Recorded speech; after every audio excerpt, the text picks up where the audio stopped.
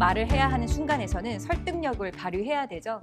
저는 대화에 있어서 많은 부분은 나를 비우시고 나를 떠나야 돼요. 그러니까 대화를 제일 잘하려면 내 얘기를 안 하겠다 생각하시면 돼요. 그러면 말도 안 끼어들고 내가 하고 싶은 말이 있어도 말 안 자르고요. 생각이 번뜩 나도 지우게 돼요. 그래서 앞으로는 상대방의 관심을 두고 계속 이야기를 이끌어 나가시면 좋은데요. 진짜로 내가 얘기를 해야 하는 순간은 뭐냐면 사업적인 부분이거나 내가 이익을 챙겨야 하고 정말로 내 마음을 표현해야 할 때 있잖아요. 저는 그런 모든 순간을 설득이라고 봐요. 그러니까 이를테면 집안일을 분배를 해야 되는데 이게 안 될 때가 있어요. 뭐 예를 들면 저희 오빠가 정리를 진짜 못했어요. 그래서 옷을 막 벗어나요. 그러면 저희 엄마가 잔소리를 하겠죠. 아, 옷을 또 그따위로 벗어놓냐 하면서 막 뭐라고 한단 말이에요. 근데 어릴 때는 그런 모습들을 봤을 때 그냥 당연하다. 정리를 못하는 사람이 혼나는 거고 그게 맞다라고 생각했거든요. 근데 이제 알았어요. 정리를 못하는 게 혼날 것은 아닌 거예요. 그러니까 엄마가 무조건 아들을 혼내는 건 아닌 거죠. 왜냐하면 내가 정리가 안 돼 있는 걸 봤을 때 내가 불편한 감정이 드는 것 뿐이에요. 그러니까 그 사람이 잘못한 게 아닌데 우리는 되게 쉽게 앞에 사람을 비난하는 거죠. 진짜로 가족이 원활하게 돌아가려면 부탁을 해야 돼요. 아들아, 엄마가 정리가 안 된 꼴을 못 보는 사람이라는 걸 알았어. 그러니 엄마를 위해서 옷을 세탁기에다가 벗어놔줄 수 있겠니? 엄마가 부탁할게. 이래야 돼요. 근데 우리는 그런 말을 잘 안 듣고 살아봤죠. 네, 우리 엄마는 좋은 말 할 때 하라. 맞아요. 그러니까 내가 민감한 부분이 있구나. 이걸 깨달아야 돼요. 그래서 여러분들이 막 짜증이 나거나 분노가 생기거나 이럴 때는 그 사람이 잘못한 게 아니라 내가 왜 그 말이 기분이 나쁘지? 그러니까 저 사람은 왜 저러지? 이게 아니에요.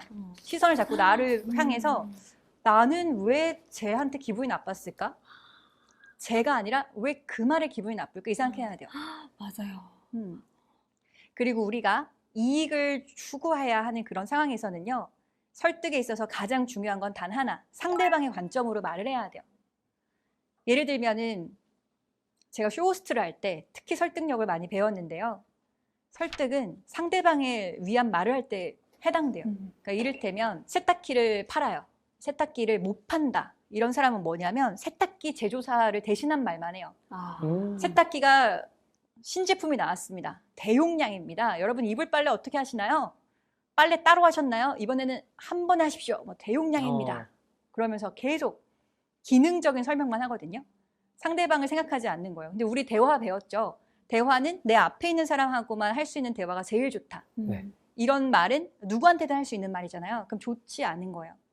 그래서 쇼호스트가 제일 교육받는 게 이거예요.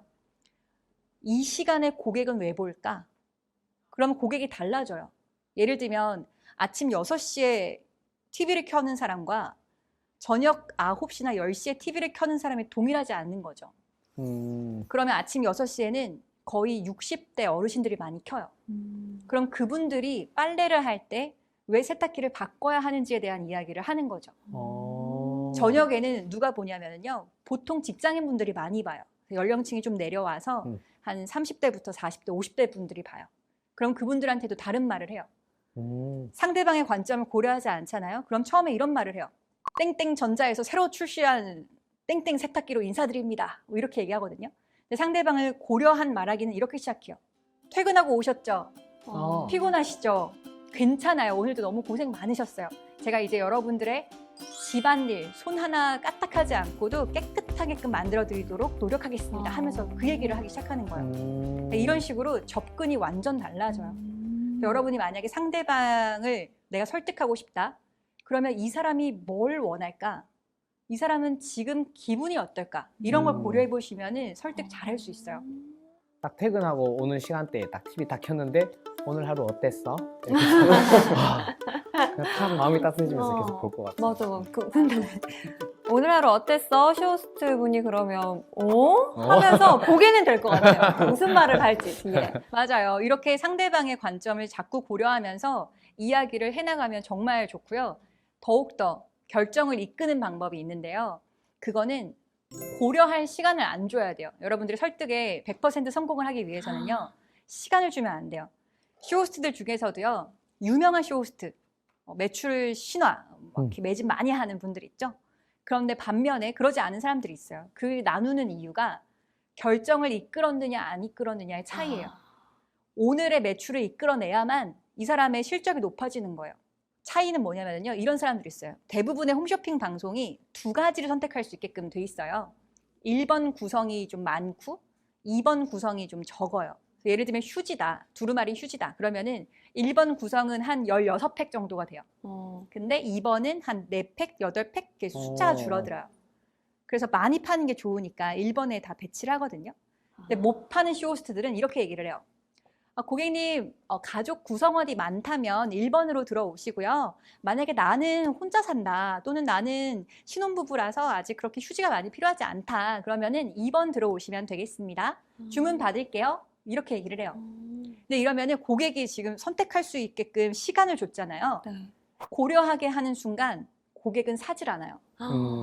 지금 이 순간 왜 사야 하는지 결정을 이끌어줘야 돼요. 그래서 쇼호스트가 잘하는 사람은 이렇게 얘기해요. 고객님, 오늘은 1번입니다. 무조건 1번이에요. 1번 들어오세요. 주문 받겠습니다. 2번 얘기는 하지도 않아요. 그리고 또 하나는 지금 이 순간을 고려하면 멘트가 또 달라져요. 그러니까 이를테면 우리가 아까 저녁 시간, 새벽 시간 얘기도 했지만 계절이 또 나뉘잖아요. 골프 치신다고 했는데요. 골프도 마찬가지죠.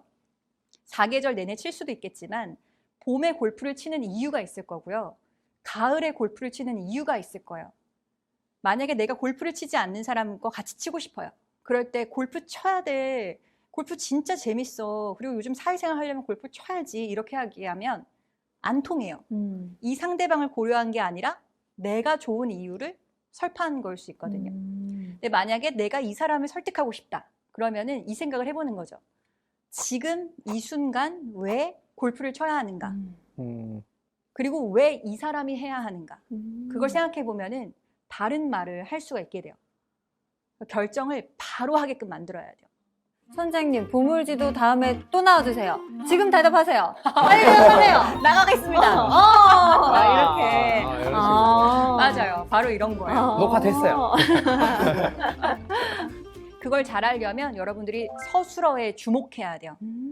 우리가 전달력, 지난 시간에도 배웠잖아요. 전달력에 있어서 동사, 문장의 끝이 되게 중요하다라고 말씀을 드렸죠.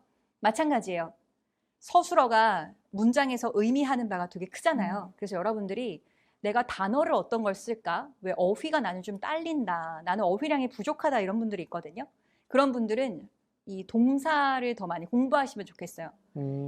여기에 보면은 그냥 진행하고 있다. 이렇게 하는 것보다요. 조금 더 강한 의미를 쓰는 거죠. 저는 이걸 강력히 추진하겠습니다. 밀어붙이겠습니다. 제가 전력 투구하고 있는 부분입니다. 이러면서 점점 무게를 더하는 그런 단어를 쓰면 좋아요. 인생을 바치겠습니다. 그렇죠. 뼈를 묻겠습니다. 네, 되게, 그러니까 잘하겠습니다 이게 아니라 인생을 걸겠습니다. 이런 표현이 더 좋잖아요. 그래서 여러분들이 설득을 해야 하는 상황에서는 그렇게 강력한 뜻을 품고 있는 서술어를 써주시면 좋겠고요. 사람을 끌어당기는 화법, 역시나 설득할 때도 중요한데요. 저는 긍정적인 언어를 되게 많이 쓰자. 이런 말씀을 드리고 싶어요. 저거 근데 진짜 중요한 것 같아요. 네. 왜냐하면 같은 말을 해도 부정적인 말을 많이 하는 분들은 듣고 있으면 귀도 좀 피곤하고 맞아요. 나까지 좀 우울해지는 것 같고 맞아요. 그렇더라고요. 그렇죠. 흔히 이런 거 있잖아요. 이상형 이런 거 물어봤을 때 이상형을 대답할 때 부정적으로 이야기하는 사람이 되게 많거든요. 예를 들면 저는 술 마시는 사람 되게 싫어요. 저는 전화 잘 안 받는 사람 진짜 싫어요. 저는 좀 사람 너무 많이 만나고 이러면은 저한테 소홀해서 좀 별로더라고요. 똑같은 말을 싫다는 걸로 표현하는 사람들이 되게 많거든요. 근데 이게 싫은 게 결국에는 내가 원하는 게 있는 거잖아요. 그 원하는 건 긍정적인 거예요. 그럼 바꿔서 이렇게 말을 할 수가 있겠죠? 저는 자기 건강 잘 챙기는 사람이 좋아요. 저는 운동은 잘하는 사람이 좋고요. 저는 하루라도 저한테 연락 한 번이라도 해주는 사람이 좋아요. 바빠도 제 생각을 계속 해주는 사람이 좋아요. 이렇게 얘기를 하면 똑같은 말이지만 되게 느낌이 다르죠? 그렇죠. 네. 그래서 여러분들이 긍정적인 언어를 자주 쓰셔야 돼요. 그럼 방금 한 말들은 사실인가요? 네. 여러분 보셨습니까? 네. 네, 틈새를 이용한 홍보였어요. 네. 여러분 그리고 설득에 있어서 또 중요한 게 있다면 역시 첫인상이겠죠. 첫인상. 근데 이 첫인상은요, 사람이 첫 번째 만난 순간만을 의미하지가 않아요. 매 순간 리셋된다고 생각하시면 돼요. 그래서 매일이 첫 만남이다. 그 생각을 하셔야 돼요. 와. 서로가 얼굴을 봤을 때 그래서 완전 활짝 웃고 아까 향원 아나운서가 바란 것처럼 나를 반겨주면 좋겠다. 이게 스스로도 반기고 여러분도 서로를 계속 반기는 그 얼굴이 되게 좋아요.